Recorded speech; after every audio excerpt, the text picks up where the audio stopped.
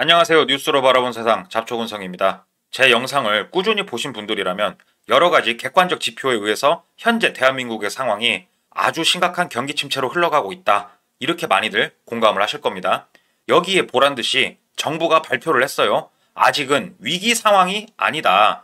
우리는 충분히 컨트롤할 수 있고 극복할 수 있고 우리가 제한적으로 관리를 할 수 있는 범위 내에 있다. 이렇게 이야기를 했단 말이죠. 그러면서 많은 국민들이 걱정을 하고 불안에 떨고 있으니까 여러분 걱정을 하지 마세요. 이렇게 정부에서 발표를 했어요. 그런데 이러한 모습이 너무나도 불안하게 무엇인가와 비슷하다. 이런 거를 느낄 수가 있습니다. 어떤 거와 비슷하냐? 자, 해당 이 내용 지금부터 바로 시작하도록 하겠습니다. 과거 신문 뉴스입니다. 한국 경제 위기 아니다. 금융 개혁을 추진해야 된다. 올해도 성장을 유지할 것이다. 외환 위기 아니다. 이러한 워딩들이 나온 과거의 뉴스입니다. 항상 정부는 그랬어요. 위기가 아니다. 우리는 극복할 수 있다. 순간적인 어려움일 뿐이다. 옛날부터 꾸준히 이야기를 했었는데 지금 화면에서 보고 계시는 이 신문 내용들 머릿속에 잠깐 담아두고 잊지 말고 영상을 끝까지 한번 봐보십시오. 얼마나 소름 끼치는 신문인지 영상을 끝까지 보신 분들이라면 공감을 하게 되실 겁니다. 자, 과거에서 벗어나 현재로 넘어와 볼게요. 이번 3월 1일 2월달 관련된 수출 실적이 나왔습니다. 2월 수출 한 달 만에 반등을 했다. 자동차 반도체 희비 속 관세 불확실성이 올라가고 있는데 그럼에도 우리가 선방을 했다. 산업부에서 2월 수출입 동향 발표를 했습니다. 수출이 플러스 회복을 했대요. 다른 것들은 좀 감소도 하고 어렵고 이렇지만 자동차 쪽 수출이 거의 18%가 올랐고 하이브리드 차가 이러한 성장을 많이 견인을 했다고 해요. 무역 흑자가 많이 올라가지고요. 1월달 우리가 적자를 한 거를 메우고도 남는다고 합니다. 우리의 수출 실적이 아주 좋다. 걱정할 게 없다. 자, 과거 신문에서 보시다시피 올해도 성장 유지할 것.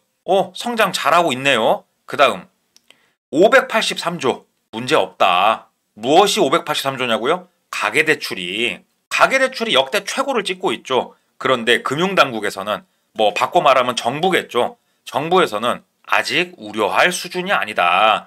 우리가 이거는 관리할 수 있고 전혀 문제가 되지 않는다. 이렇게 이야기를 하고 있습니다. 해당 내용을 조금 더 심도 있게 들여다보면요. 한국은행이 2월에 기준금리 인하 발표를 하고 곧 이어서 며칠 지나지 않아 우리은행이 선제적으로 금리 인하 발표를 했습니다. 그리고 3월 6일 날 NH농협은행이 추가로 금리 인하를 자기도 하겠다. 이렇게 손을 들고 나왔어요.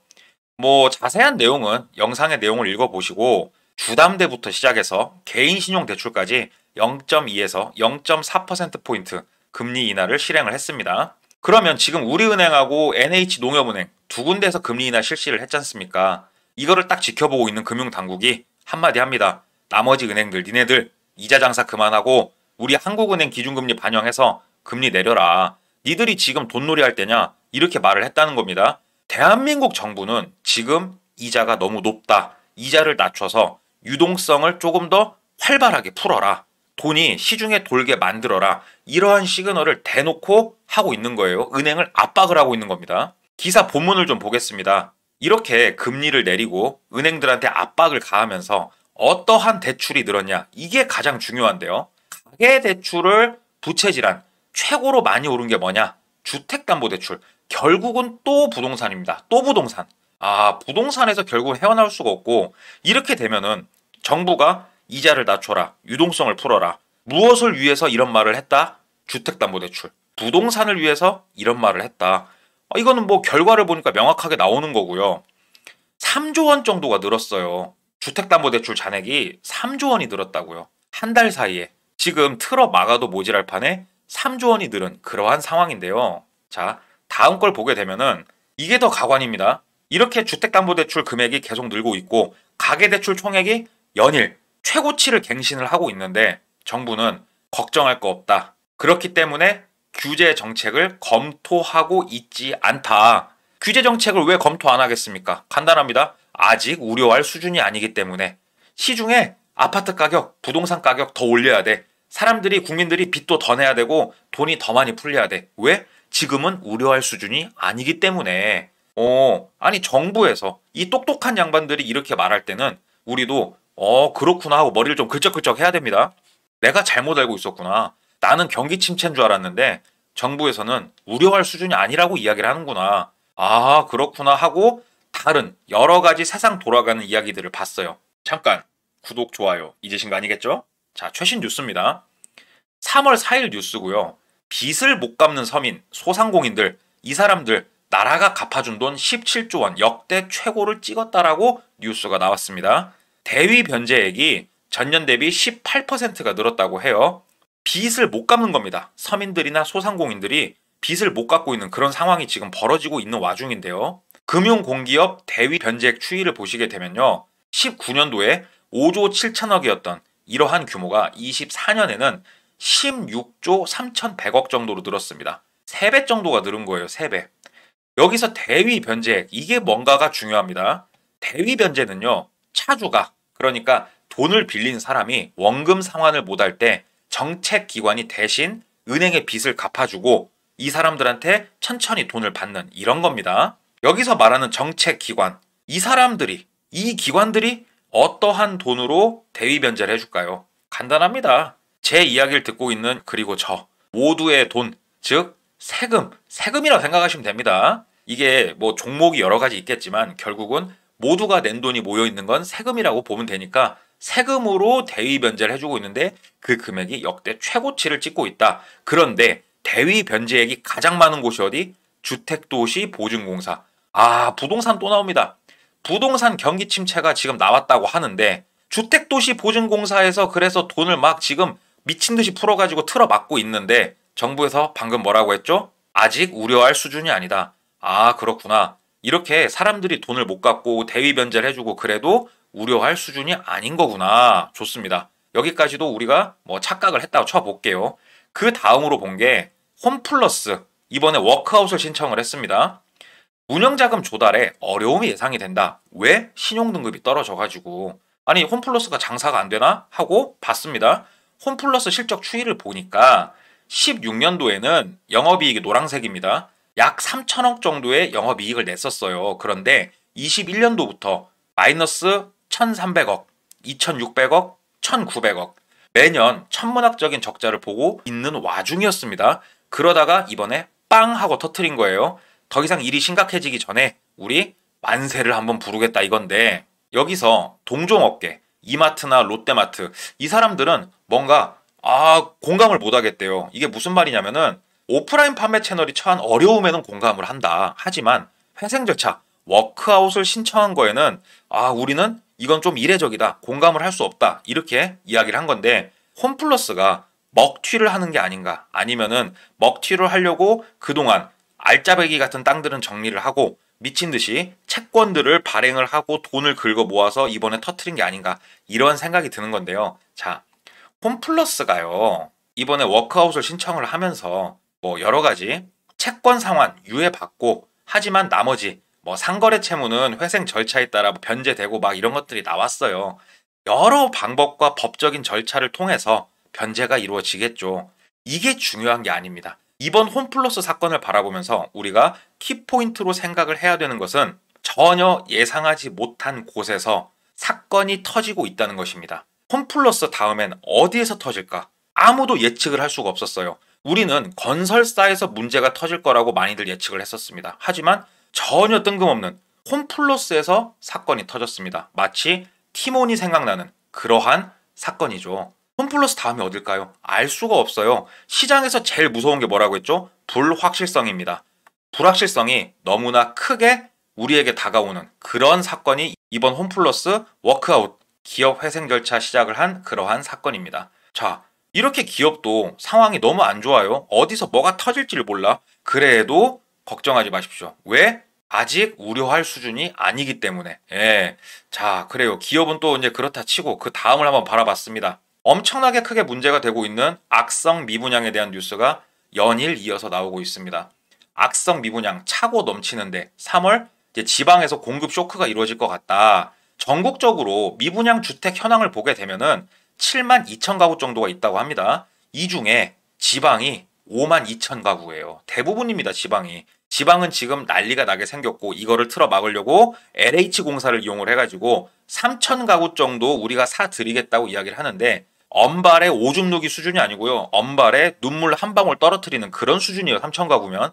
얼마만큼 지방 미분양이 심각한지 알 수 있는 그런 뉴스들이 연일 터져 나오고 있고, 악성 미분양, 이게 더 돌아버려요. 악성 미분양이 뭐냐? 준공까지 다 했는데 분양이 안 되는 겁니다. 결국은 건설사가 그대로 타격을 입고 금융권으로도 번질 수 있는 이러한 엄청나게 큰 문제가 악성 미분양인데요. 이것도 11년 2개월 만에 최고, 지금부터 11년 전 쭉 내려가 보면은 리만 브로더스 사건 이후에 세계 경제가 아주 어려웠던 그런 시기였죠. 그때를 넘어서 지금 최고를 찍어버린 겁니다. 얼마만큼 지금 미분양 문제가 심각한지 이런 것들을 좀 알 수가 있죠. 그 중에 가장 심각한 곳이 대구라고 합니다. 1억 원을 할인한 아파트가 속출을 하고 있다고 하는데, 이것도 뉴스를 꼼꼼히 읽다 보니까 좀 어처구니가 없더라고요. 이게 무슨 말이냐면요. 우리 국민 편수라고 이야기하고 있는 84제곱미터 아파트의 분양가가 대구에서 7억 3,900만 원에 책정이 됐다고 해요. 매매가가 아닙니다. 지금 분양가예요. 통상 대구 서구의 평균 분양가가 한 평당 1,000만 원 수준인데, 이곳은 2배가량 책정된 그러한 분양가를 보인 곳이라고 해요. 그러니까 당연히 분양이 안 됐지. 집값이 미쳐 날뛸 때는 분양이 될지 몰라도 지금은 아니지. 이거 어떻게 해결 안 돼요. 그러니까 1억을 깎아주겠다 이야기를 하는 건데, 여기서 1억 빼면은 6억 3,900인데 그 가격에 사람들 별로 안 들어가죠. 예. 이게 애초에 분양 가격 자체가 잘못된 이러한 분양건들이 지금 전국적으로 터져 나오고 있고, 그 중에 최고가 대구인데, 그래도 여러분 걱정할 게 없습니다. 왜? 아직 우려할 수준이 아니기 때문에. 그러니까 제가 자꾸 돌아와서 이 이야기를 하는 게 너무 어처구니가 없는 거예요. 다 안 좋다 쳐. 그러면 대외적인 여러 가지 주식이라든지 환율, 이러한 상황은 좋냐? 자, 환율입니다. 1,460원입니다. 뭐 선녀야 1,500원을 안 넘으면 1,400원대 환율은 선녀야 선녀. 아주 미치고 환장하겠고요. 코스피 한번 봤습니다. 2,500대에서 춤을 추고 있습니다. 자, 2,500 코스피가 이렇게 가슴이 따뜻하게 다가올 거라고는 아무도 예측 못했어요. 코스피도 환율도 지금 난리를 치고 있는데 정부는 아직 우려할 단계가 아니라고 연이어 이야기를 하고 있습니다. 다시 처음으로 돌아가서 신문을 보도록 하겠습니다. 이 신문, 제가 왜 소름 돋을 거라고 이야기를 했을까요? 왜 충격적이라고 이야기를 했을까요?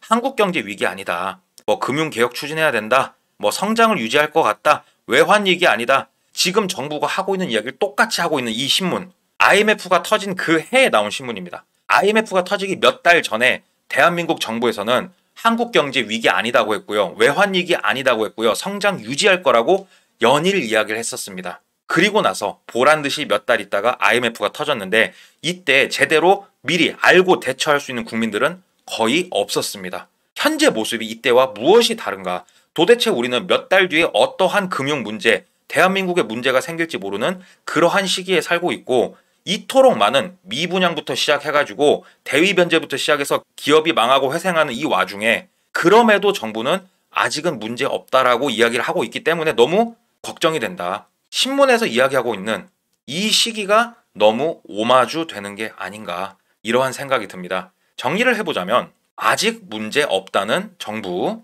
기준금리를 낮췄고요. 기준금리를 낮췄으니까 은행 니들도 금리 내리라고 압박을 하면서 사람들이 야, 이거 이러다가 나라 망하는 거 아니냐, 지금 상황에서 금리 낮추고 시중의 유동성을 푼다는 게 말이 되냐, 이렇게 걱정을 하는데 여기에 문제가 없다고 그렇게 칼같이 잘라서 말하는 게 현 정부, 현재 금융권의 모습이고요.